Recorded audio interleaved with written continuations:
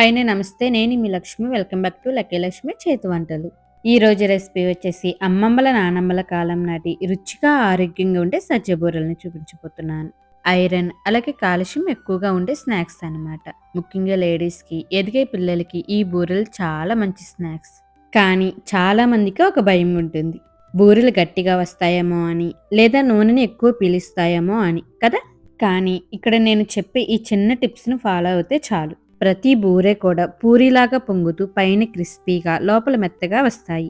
మరి లేట్ చేయకుండా ఈ టేస్టీ అండ్ సాఫ్ట్‌గా ఉండే సజ్జ బూరెల రెసిపీని చూసేద్దాం రండి. దీనికోసం సజ్జల్ని నానపెట్టుకోవాలి. ఒక గిన్నెని తీసుకొని అందులో 1 కప్పు దాకా సజ్జల్ని తీసుకోండి. రాళ్ళు కానీ, ఎండిపోయిన పుల్లలు కానీ ఇవేమీ లేకుండా శుభ్రంగా క్లీన్ చేసి తీసుకోండి. ఇప్పుడు ఇందులో నీళ్లు పోసి 2, 3 సార్లు శుభ్రంగా కడిగి మళ్ళీ తిరిగి నీళ్లు పోసి రాత్రంతా నానపెట్టుకోవాలి. కనీసం 5-6 గంటల పాటైనా నానపెట్టుకోవాలి. చూడండి, నెక్స్ట్ డే మార్నింగ్‌కి చూపిస్తున్నాను. సజ్జలనేది చక్కగా నానిపోయాయి. వీటిని 2 సార్లు కడిగేసి ఒక స్ట్రైనర్‌లో వేసి 10 నిమిషాలు వదిలేయండి. నీళ్ళన్నీ సెపరేట్ అయిపోతాయి. 10 నిమిషాల తర్వాత పొడిగా ఉండే క్లాత్ మీద వేసుకొని పల్చగా స్ప్రెడ్ చేసి 20-30 నిమిషాల పాటు ఆరబెట్టుకోవాలి. ఇవి బాగా ఎండిపోకూడదు. కొంచెం లైట్‌గా తడి ఉంటే సరిపోతుంది. ఇప్పుడు వీటిని మిక్సీ జార్‌లోకి వేసి మెత్తటి పిండిలాగా గ్రైండ్ చేసుకోవాలి. చాలామంది రెడీమేడ్ పిండితో చేస్తూ ఉంటారు.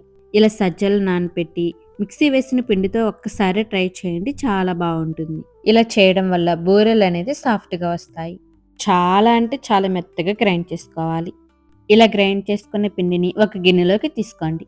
నెక్స్ట్ అదే మిక్సీ జార్‌లోకి పావు కప్పు ఎండు కొబ్బరి ముక్కలు, 2, 3 యాలకులు, చిటికెడంత ఉప్పుని వేసి మెత్తగా గ్రైండ్ చేసి ఇందులోకి వేసుకోండి.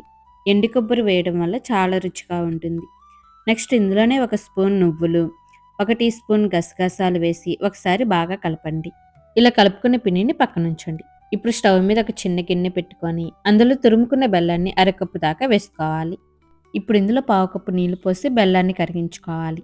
ఎటువంటి పాకం రావాల్సిన అవసరం లేదు. జస్ట్ బెల్లం కరిగి ఒక పొంగు వస్తే చాలు. ఇలా బెల్లం అంతా కరిగి ఒక పొంగొచ్చిన తర్వాత స్టవ్ ఆఫ్ చేసి కంప్లీట్‌గా చల్లారనివ్వాలి. ఈ బెల్లం సిరప్ చల్లారిన తర్వాత మనం ముందుగా రెడీ చేసి పెట్టుకున్న సజ్జ పిండిలోకి వేసి మరీ పల్చగా కాకుండా, మరీ గట్టిగా కాకుండా ఈ విధంగా సాఫ్ట్‌గా ఉండేలా కలుపుకొని ఒక 5 నిమిషాలు రెస్ట్ ఇవ్వండి. పిండి అనేది ఇలా సాఫ్ట్‌గా ఉంటేనే పూరిలాగా బాగా పొంగుతాయి. 5 నిమిషాల తర్వాత మరొకసారి బాగా కలుపుకొని చేతికి కొంచెం నెయ్యి రాసుకొని మీకు నచ్చిన సైజులో ఉండల్లాగా చేసుకొని కవర్ పైన లేదా అరిటాకు పైన కానీ కొంచెం మందంగా ఉండేలా ఒత్తుకోవాలి. అంచుల వెంట క్రాక్స్ ఏం లేకుండా, మరీ మందంగా కాకుండా, మరీ పలుచగా కాకుండా ఈ విధంగా ఉండేలా ఒత్తుకోవాలి. ఇప్పుడు వీటిని డీప్ ఫ్రై చేసుకోవాలి. కడాయిలో డీప్ ఫ్రైకి సరిపడా నూనె పోసి బాగా వేడి చేయాలి. నూనె బాగా వేడైన తర్వాత బూరెలు వేసేటప్పుడు మంటని మీడియం ఫ్లేమ్‌లో ఉంచాలి. హై ఫ్లేమ్‌లో పెడితే పైన రంగు వచ్చేస్తుంది, కానీ లోపల పిండి ఉడకదు. అదే సిమ్‌లో పెడితే బూరెలనేది బాగా నూనె పీల్చేస్తాయని గుర్తుపెట్టుకోండి. ఒక్కొక్క బూరెని జాగ్రత్తగా నూనెలోకి వదలండి. వేసిన వెంటనే గరిటెతో కదపకుండా కొంచెం పైకి తేలిన తర్వాత గరిటెతో మెల్లగా ప్రెస్ చేస్తూ ఒకవైపు మంచి గోల్డెన్ బ్రౌన్ కలర్ వచ్చాక రెండో వైపుకు తిప్పుకోవాలి. సజ్జపిండి కాబట్టి రంగు అనేది త్వరగా మారుతుంది. కాబట్టి జాగ్రత్తగా చూసుకోవాలి.